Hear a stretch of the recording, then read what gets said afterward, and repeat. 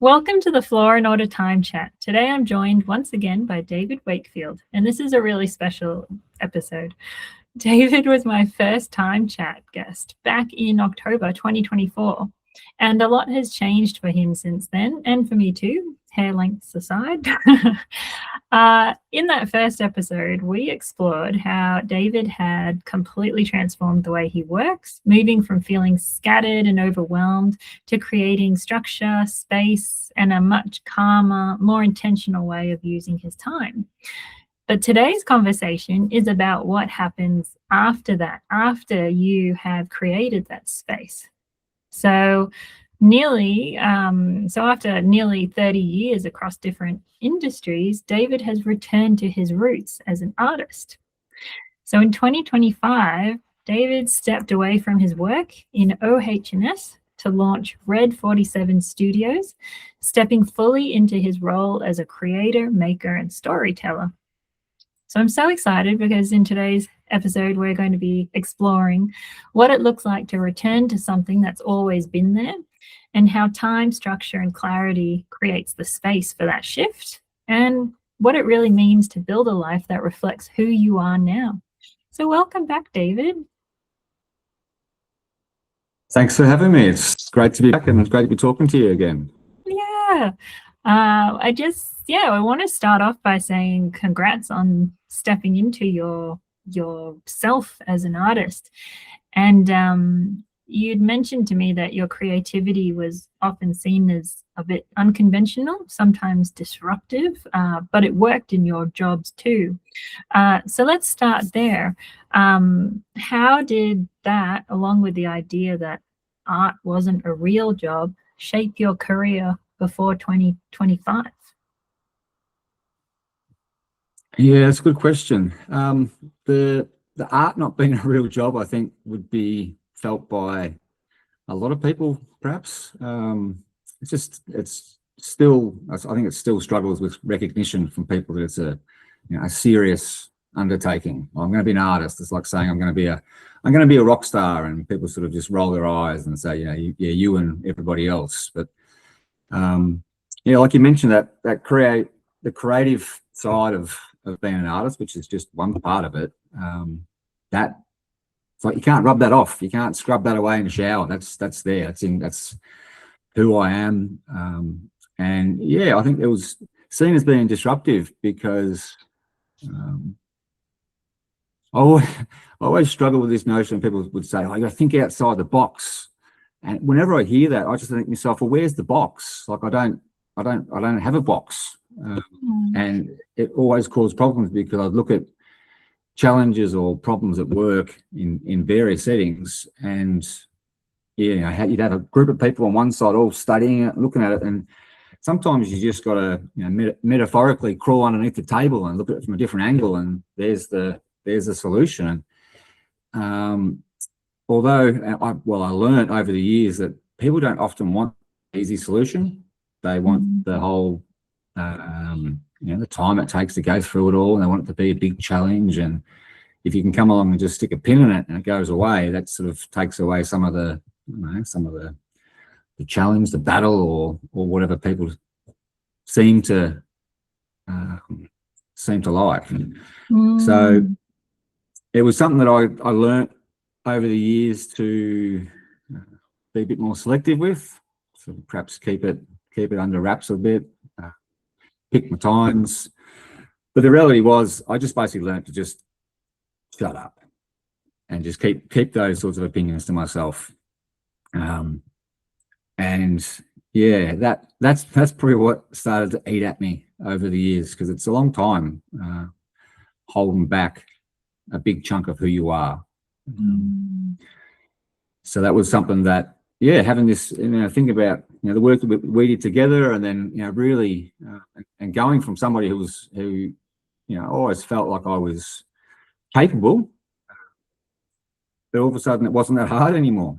Sort of the hard work was sort of gone, or the battling and the being up against it and stuff, because it was just these simple techniques and simple strategies that we put into place were highly effective. And then all of a sudden I'm at work and I'm doing my job, and then I've got I've got free time in my brain. I've freed up space. It's like I heard the expression, you've got a heavy cognitive load. Well, all of a sudden I've got a light cognitive load. I've got room to ruminate. I've got room to dream. I've got room to go, do I want to be doing this for another 20 years? And the answer just kept coming back, no. And then I, had these conversations with myself. Well, what do I do? How do I navigate this? What's my next steps? And I went off and did some career coaching at one point. I think it might have been late 2024, I think it was. And I actually found the process to be, it was informative, but I kind of just worked through it really quickly because I think I was at a point where I knew what I needed to do. And I guess I just wanted somebody to sort of hold my hand while I took the jump. And that's what I sort of did. Yeah. So I did the career coaching, and then that kind of got me to put the whole idea into a usable container, something I could sort of work with and start planning towards. And and last year, midway through last year, I just decided this was a good opportunity, a good time in the work that I was doing. I'd been working on a project for several years that had sort of come to an end, and it sort of got to a maintenance phase. So I felt like I could step away and wouldn't negatively impact the company that I was working with. And so I had a conversation with them about what I was thinking about, and they just said, "Yeah, that's cool. You can step away." And I stayed with them a little bit just to help them navigate the transition. And then next thing I found myself, I called it initially long service leave because I wasn't quite sure how to frame what I was doing. And to be honest, I didn't know exactly what I was doing. I thought I'd just give myself some space. And this comes back around to that thing that you said at the start, having this space, having this and when you've got your ducks in a row and you've got things organized, when you've got things planned, I made a couple of notes of some like real big winners over the time. And one of them was like having, placeholders in my diary, whereas like this time is going to be allocated to this type of a task rather than a specific task. It was just saying I've got a block on a Tuesday afternoon where I'm going to work on this style of project or this type of project. And having that, I suppose, a little bit of freedom in that, that's how I started to navigate. Okay, what do I want to do? What do I want to achieve? How do I go about just chipping away at it one step at a time? And that takes away all the anxiety, takes away all the pressure, because you're just working with today. And then, I've got achievable outcomes, which again, I've made a big note in here. It was one of the biggest lessons was just how unrealistic I was around my time. I had just a total, I didn't have any sort of real concept of what it took to do tasks. In my mind, it took 10 minutes. Everything took 10 minutes. But when I actually put a timer to it, which I did when we first started looking at, how long do things take, I put a timer to it and actually note, this is when I started, this is when I finished, what did I get done, what did I achieve? And I couldn't have been more off in my estimations. And that's something which still now, people might look at what my day-to-day looks like and think, oh, you've got all this freedom. And I can do whatever I want whenever I want to do it. That's for some people that's the ideal. But with that comes, I don't think I could have worked this way a few years ago because I didn't have structure. I didn't know how to, create a structure that allowed me the flexibility to, I think people what's the word I'm looking for? Get it wrong about artists and think we're just free loving. I'm dancing around in the paddocks, and this creativity just comes to you. And it's for me, it's not like that. It's like any other thing. It's something that needs attention. It needs dedicated time. You got to allow yourself space, and then you also need to accept that you could work on something for 3 or 4 hours, or a day, or 2 days, and nothing happened. Like someone trying to write a song, they could work away at it for ages, and get nothing, and then be in the shower and all of a sudden they've got the whole song formed in their head and they come out and it's all done. That's really challenging to plan for. But having these blocks set aside, that okay, if nothing happens in this little block, that's all right. I've got another block set up in a couple of days and I'm going to come back to that activity. So it's kind of like a safety net, or that like a structure that makes it really easy to sort through things. Because I still have, I'm in the workshop and I'm creating, and that side of things is it's easy. Yeah. But all the other stuff around it, who's going to find out about my work? How do I, what angle I'm going to use to market my work, and all those other things, they require a high level of organization and structure and trial and error, lots and lots of trial and error. Yes. So having those blocks and having that structures, you just try something, doesn't work, move on to the next thing. So having that organization has been a real, a really powerful tool. It's something I think, like I said, I don't think I could have done this a few years ago. I think it would have just been a bit overwhelmed by like the amount of it's a big mountain to climb to say I'm going to stop being a OHS professional and I'm going to go back to being an artist, and I'm going to make artwork and I'm going to sell it artwork, and that's how I'm going to pay my bills. Even saying it out loud now sounds a little bit crazy. But it takes so long to chip away at that myth of that art's not a real job, even though I constantly think about in COVID that it was art that sustained people, whether that was crafting they were doing at home, TV shows, movies that they were watching, the trivia nights, things like that art was what sustained people. And yet it's often scoffed, except until someone gets to that very high level, and then they're like godlike. But so it's a strange thing that we do with art in society, how we look at it that way. So and I love what you were saying around the structure helps your creativity to and the art to come to life, because yes, there is the doing of the art, but then there's also the business side of art, and how that structure helps keep moving things along. I get a lot of pushback from creatives around putting structure around their weeks, but a lot of people don't thrive without structure, because then it's that old adage of if someone's busy, give them something else and they'll get it done. But someone who has so much time finds it hard to get things done at all. So I think you're right that doing this now, you've used your skills that you were building those muscles in the workplace, and then you've transferred them to your own workplace with your art. Amazing. Yeah, it really has been a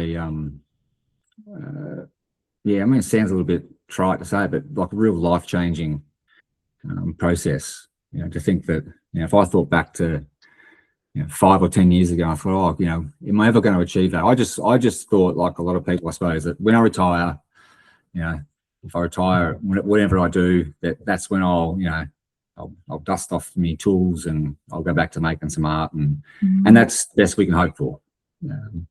But that's not the case. I think it needs a sort of equal measures of skills, like you mentioned, having the skill set to make it possible, to be achievable and realistic. And then you've got to equal that out with just some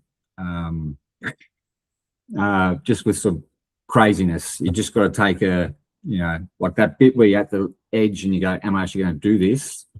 For me, I had to just put a big chunk of my rational brain and just say, you're on the bench now for a little while. I'm going to come back to you. But now I just need to make this. And it was a real emotional decision. It was that, we're sort of taught, don't make big decisions based on emotion.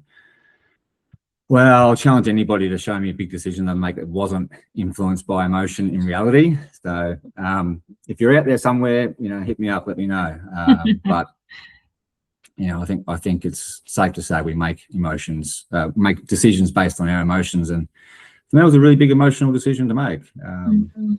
I think that's why I didn't it wasn't something I just did overnight. It took me a little while to during that long service leave, when I just was giving myself some space to sort of build up to it, and then it wasn't so much on a Tuesday I'm a OH&S guy, then on Wednesday I'm an artist. It took a period of time. There was a little bit of a transitional period in there where I was kind of both.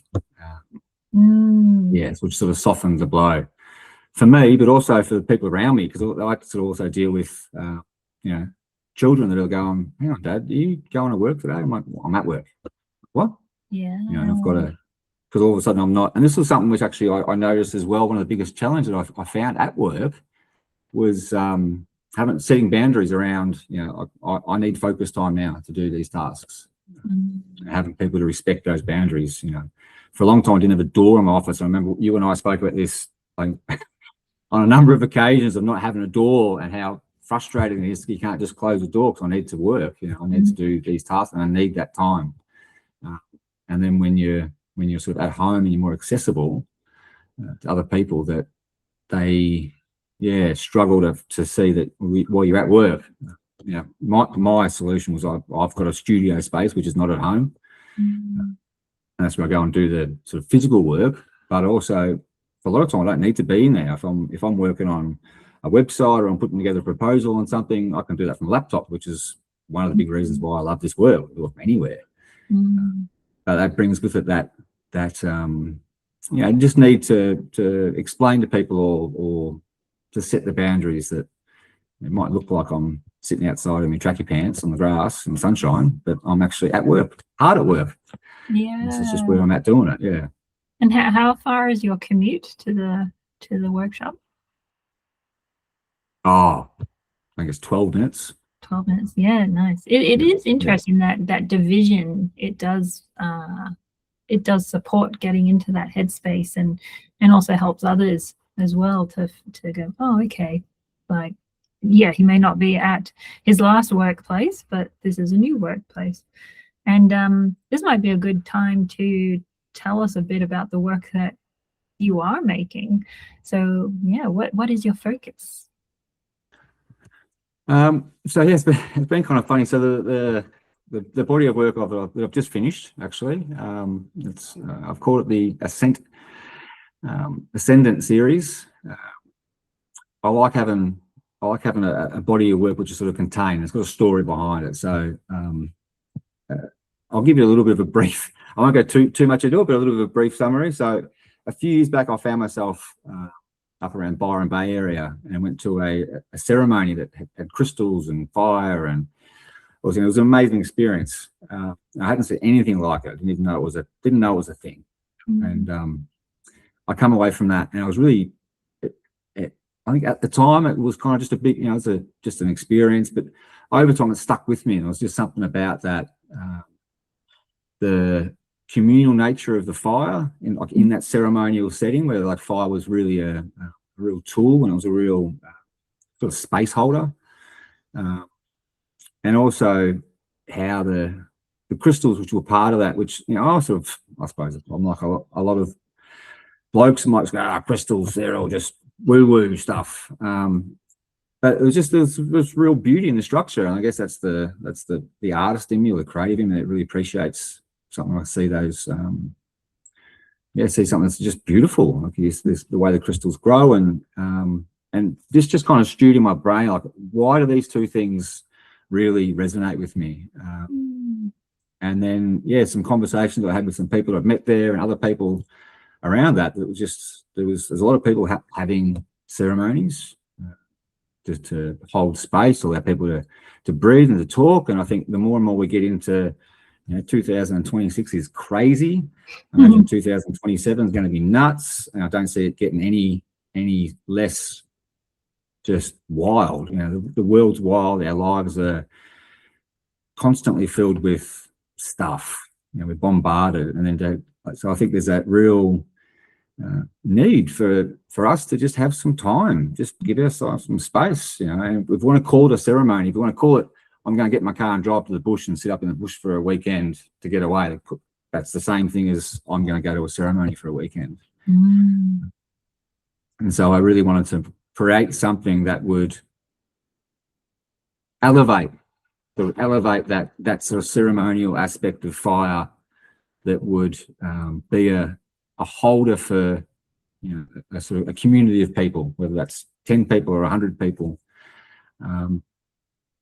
So I basically morphed that thing with I took the crystal structure, the way they grow, the way they form, and yeah, I built them out of steel as a container for the fire. So it became like a fire pit.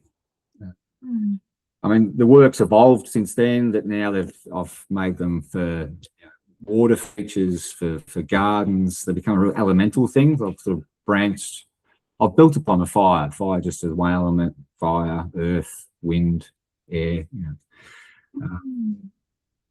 So the work's taken on this sort of sort of more of a holistic sort of look at the world and people. And it's all based around people together and experiencing that peace, I suppose, or peace from the chaos. Yeah. Oh, it's beautiful. And we'll have to have a link so people can check out some of your images. Amazing. Just backtracking a little bit, you used to describe yourself as quite scattered. Do you still feel that, or have things shifted in that space in how you would describe yourself? I wouldn't describe myself as scattered. I think I've been a bit harsh to myself. Yeah. Yeah, I mean, I'm still me. I'm still excitable. You know, I still have my kids rolling their eyes at me saying, "Dad, can you you need to grow up," or whatever. That's just me. I don't want to let go of that energy. But yeah, no, I definitely don't feel, because I've got the tools. I've got really good frameworks. I've got really simple techniques that I can use. I don't need to use them all the time. I can be happily scattered for days on end because I don't need to be. But when things need to get done, I know they need to get done. It's really simple just to step into this. I'll go and pick up that toolbox with all those tools in it. Okay, this is what needs to happen, and I can work with that. And that's just giving me such a. I feel like it's really got a really personal thing. It's a real sense of control, real sense of ease. That it's not too big. Just this morning I was working on some stuff with my website and realized they talk about, I don't know if I can swear on this, we can beep it out later, but having like a big fuck off goal. And I was like, what, I've had one of those for years and years and years and would barely even mention it to myself. And I've been working for the last couple of months on, well, how do I get that out? Because that's something I really, really want to do. And it's huge. Like it's like, it's like I'm going to climb Everest. Well, good luck to it. It's going to take you a few years to train and get there. The one thing I haven't felt with all that is that sense of overwhelm, which seemed to always be with me, that sense of anxiety about things. I can't get that. How am I going to achieve that? Well, I still don't know how I'm going to do it. That's fine, but I've got the structure there, and I just know that I will just slowly build it. It'll come. So I've got the time, the focus, I've got the attention. I can drive towards it, and also that headspace where I know it is achievable. I do have the skill set to do it. So all of a sudden, that great big goal, it's still there and it's still big and it's scary, but it's achievable. Yeah. And I remember one of our sessions, I think your new way of living was kind of coming into formation, and you were asking me about how did I move into business, and how did that feel? And we had a discussion around breadcrumbs, following the breadcrumbs and what feels good. And yeah, I completely stand by that. That like, even if something's scary, big, you're not sure on the how, but it just feels right, that there is that piece of just following what feels good, and the breadcrumbs that I look back at my own journey from government work to being self-employed, and it is all about the following of the breadcrumbs to get to here. Yeah, I remember that conversation really well, about the breadcrumbs thing. Yeah, I'd actually forgotten about it until just now. You just reminded me. I'm like, yes, I remember that really, really well. And you're right; those breadcrumbs, they are there, especially when you start to be aware of them, and you see one or two, and then you start to recognise that these are things that are leading towards a path. And it's funny you say that, because it was just yesterday I was talking to a friend about how as you know, I wasn't talking about the breadcrumbs, but just as we sort of progress along these paths, and you see opportunities could be the breadcrumbs. That for me, what works for me is being open enough to say that an opportunity might present itself. I might pick it up, and it might not look like I thought it would, or it might not feel like exactly like I thought it would, but it does fit. And if it fits, I'm going to play it. So it's having a little bit of, I guess it's a little bit of trust, or it's a little bit of faith that these things will work out, because we're doing the thing we love. We're doing putting our energy into things that we're passionate about, and that those opportunities will present themselves. And if they don't look like exactly like you thought they would, then hey, just roll with it, because I think trying to wait and find the perfect time or the perfect thing, I think I'd be a lot grayer if I waited all that time. Yeah, I love how you said that. Just play it. Just see how it unfolds. Pick it up, have a look at it. Yeah, very good. And also what you said about the space for scatteredness, like allowing space for daydreaming, and earlier you said that too, like space to think, space to just think differently. And it's so important. And the simple tools that you've mentioned a couple times now, I think that the fact that things are simple, even you said in the workplaces, they didn't want to take the simple option, because like, how could it be, how could it work? It's so simple. Simple things are so often overlooked because they're just people don't use them because they're too obvious or whatnot. So I think it's great that you're now creating space for scatteredness, and then you have space for the different other components for your life, and for the new work that you're doing. Great use of time blocking. Very good. Yes. Can I just run through, just for the audience, for anybody who's watching this, because I wrote down a couple of these techniques. So if you're listening, I always seem to say this wrong, but the Pomodoro method, is that right? Yep, that's right. Yep, the Pomodoro method. If you don't know about that, check that out. That's been like my superpower now. That's fantastic. That's really simple. Just on that, the other one which I'd forgotten about actually was the quadrants. Remember when you gave me this little, I had this little photocopied slip of paper that I literally had blue tacked to the side of my monitor, and every time something came across my desk or an interruption or anything, the first thing I did was went to that. I had this visual little rubric to check it out, and I would basically triage all these things coming across the desk or people coming in, and just look and go, where does it fit in that quadrant?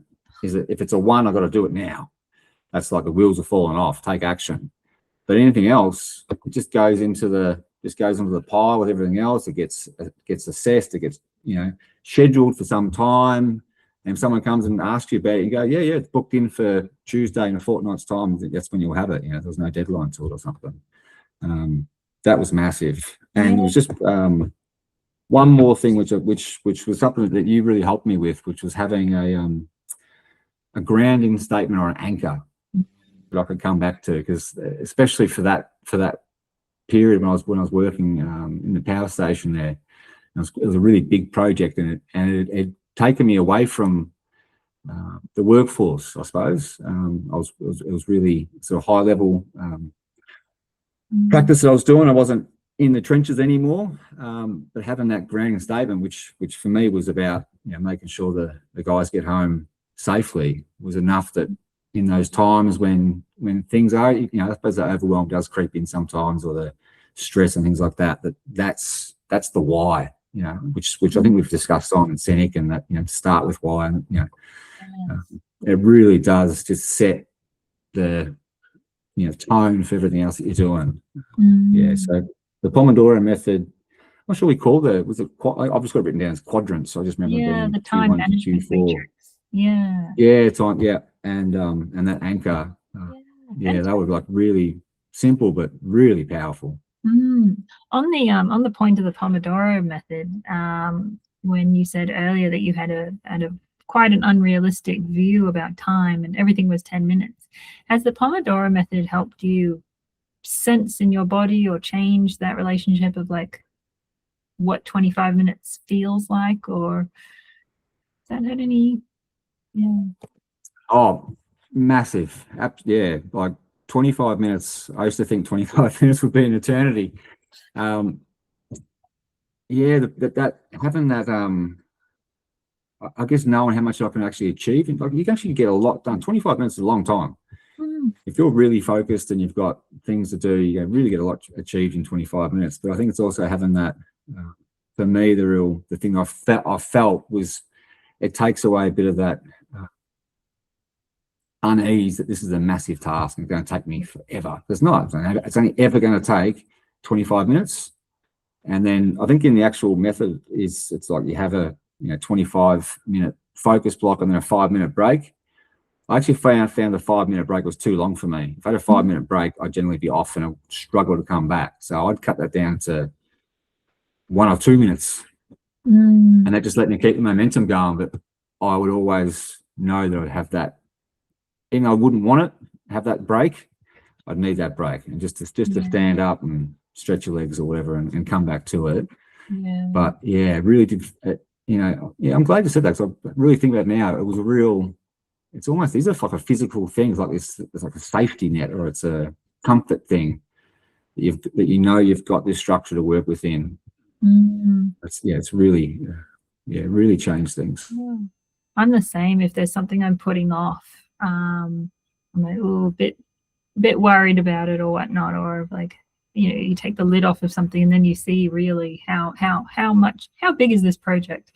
Telling myself, just put a timer on 25 minutes. It's just like, it soothes me. I'm like, oh, we're just going to see. And so many times it's like, oh, well, that wasn't too big, was it? Like I was making a mountain out of a little molehill.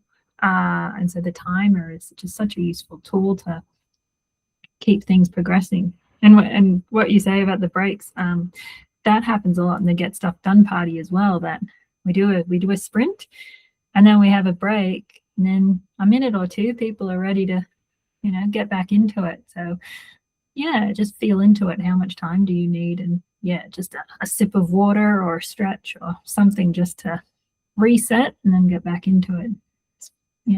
Perfectly fine. There's something you said about that. I just made me think about the whole notion of flow. I think you hear people talk about, get into the flow state, and you can do these things to get into the flow state, and I think it makes it almost sound like it's this mystical thing, this magical space that only a few people can get into this flow state. And you've got to do all these crazy things and all this time to learn how to do it. And like you said, it's just really simple. Put a timer on and just say, and just sort of almost like set yourself a little prison cell for 25 minutes. I'm in here, I'm doing nothing else. I'm totally focused. And then you just find, like, you just accept that's where you're at. And that flow state just comes. It's like, really, is that easy? Was it all this fuss was about this thing that's actually quite achievable? It's amazing feeling just to tick something off that's just been taking up way too much headspace and energy. This has been so good. I'm just so happy for you, and excited to see what's coming in the future for you. What are the next breadcrumbs? So to sign us off, I was wondering, what would you say to someone who's feeling pulled towards something different but isn't quite ready to act yet?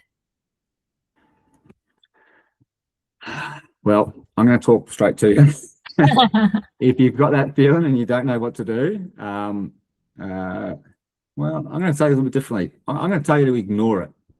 ignore it until it becomes so big and so gnarly that it just refuses to shut up. Because you can take some action and kind of quell the, you take the edge off and think, oh, yeah, I've done it now, I'll get to it later. But yeah, try a different tack. Let it build up until it becomes completely impossible to ignore. Because there is never a right time. You'll never feel ready. The ducks will never line up. It'll never be just, it's at some point you're going to have to, just like getting into, into the ocean, you just got to jump in. Yeah. And that bit, I've spoken to other people about it and that have done similar things. It seems to be quite a common point that up to a certain point, all the planning, all the preparation, you still got to take the leap.